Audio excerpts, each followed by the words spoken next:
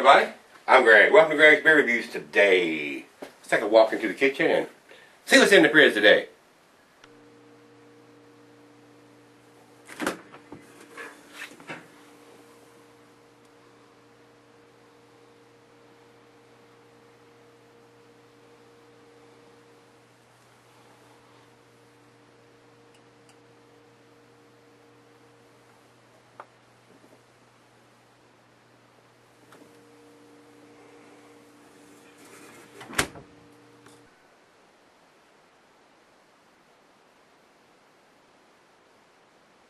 Hello everybody, thanks for stopping by Gregsbeerreviews. Today's beer comes from Stoudts Brewing.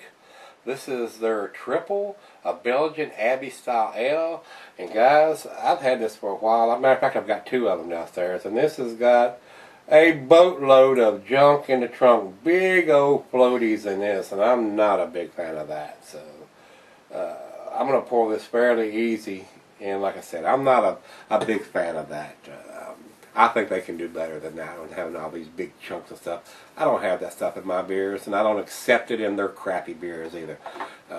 This may get a bad grade for me just because of the floaties that's floating around in these beers. I'm really getting tired of the floaties in these beers. These guys can do better than that, and they need to do better than that.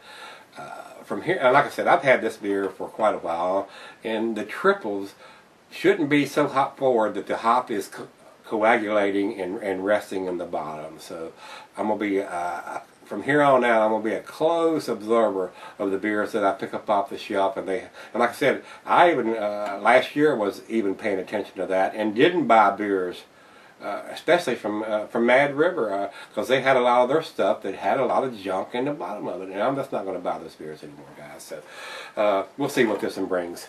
Stoudts, they're out of Pennsylvania. This is a triple, 9% year-round availability. Doesn't have a date on the bottle, so I don't have a rat's ass notion of how old this freaking beer is, guys. So I've had it for a while, a year or two, maybe even three. So like I said, I've got 2 bottles of it and don't have a clue how old it is. So it's my fault. I guess I should have put a piece of tape on it somewhere and wrote the damn date on it, since they're not capable of doing it their damn selves. So with that being said, let's get on with this one. I don't want it to be more than a 10-minute video, and if we're having junk in the trunk, I'd just assume it'd be a less than a 5-minute video. So let's get on with this one.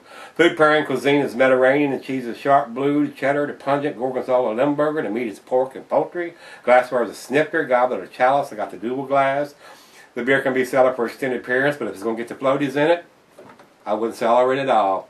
And I'm going to probably drink the other one here within the next week or two just to get it the hell out of the fridge. The beer says can be sold for long periods, but I disagree with that. If it's going to have that crap in it, don't sell it. If it's going to have that crap in it when you buy it, don't buy it. So with that being said, let's pop the cap on this piece of crap and see what it's going to bring. I hate to be this attitude, but I'm really sick of having all this crap floating around in the bottom of the frickin' bottles, guys. You'll probably see less and less of those kind of beers coming through Greg's fridges from here on out. They'll sit on the shelves till the cows come home. Alright, that's all I'm going to pour over into the light. It is a light golden color. Without all the floaties in it, it is fairly clear. I can see the bulb through it. So that little half a glass pour is all we're going to get. Let's get a nose on this one.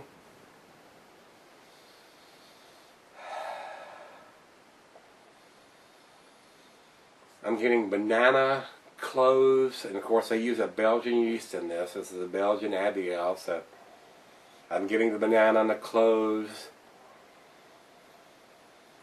Maybe a little bubble gumish in there. Smells very typical of what a Belgian Abbey ale should smell like without all the garbage floating around in it, guys. Let's give it a taste. Cheers, everybody.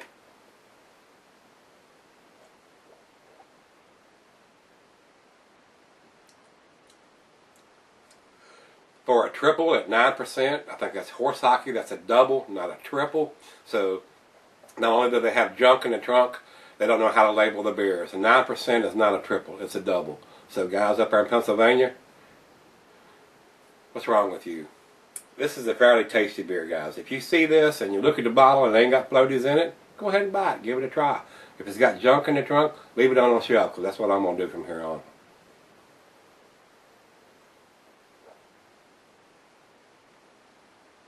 It's very decent. I think the alcohol is very subdued because of the age of the beer. I know it's at least 2, if not 3 years old. Kind of tasty. So still we have half a bottle here. I'm going to probably give it to the other half, and if she wants to filter it out, or if she wants to pour it down the drain, so be it. So that's what it's going to be. We're going to let this warm up just a hair, and I'll come back with the final grade on this one, but don't look it to be too impressive. I'll be right back. Alright guys, I'm back. Got just a little left in here. It's an okay beer. Nothing to write home about, especially since the bottle is this full of big gray, floaty, chunky whatevers. If you can get this beer that fresh enough where it doesn't have the floaties, pick it up and then give it a review or give it a try and see if you like it. It's a decent beer. Like I said, I don't know how old this is. It doesn't have a date on it. They may be even dating them now. I'm not even sure. So, bounce up.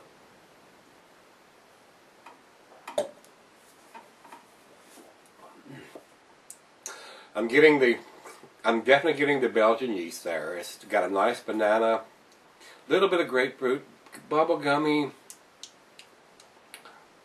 It's a very pleasant beer if it didn't have what it's got in the bottle. And like I said, and they shouldn't have all that coagulating in there unless it's some kind of hop forward beer, which this is not. And it's 9%. That's a double, not a triple. So I don't know what they're thinking there, guys. So as far as I'm concerned, it's an okay beer if you can get it fresh enough not to have the floaties in it. And like I said, some people don't give a rat's ass about that. I do. So especially when it shouldn't have it in there. It's not a bottle conditioned beer. So with that being said, I'm gonna give it a 5. It's a B-. And I probably won't pick it up again. So with that being said, guys, Beer Advocate has 84 in a good range, and I'll agree with that assessment. It's a good beer, not a great beer, not a 10 beer. So they need to reevaluate what they're doing up there as far as I'm concerned. And all this is just my opinion, guys. You might agree with me or disagree with me, and that's your prerogative. This is what I think, and this is what I'm saying. Rate Beer says it's 93 overall, 91 in the style. I could not disagree more with that. Evidently they got a better bottle than I did. So, and I got another one of these pieces of crap downstairs, so it's going to disappear within the next 2 weeks, I can guarantee you. So with that being said, guys, if you've had this beer, let me know what you think of it. You know, do you agree with me or you disagree with me? Let me know. It won't hurt my feelings if you disagree with me.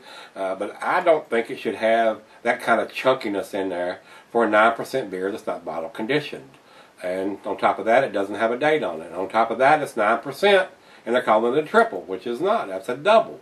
I mean, there's people that do quads. That's not much more ABV than a 10 or 11, 12% beer. So I don't think it's a triple. It's a double, and not a very good double on top of that. So with that being said, guys, rate, comment, subscribe. And I know tomorrow's beer is probably going to be better than this one. I sure hope so. Join me then.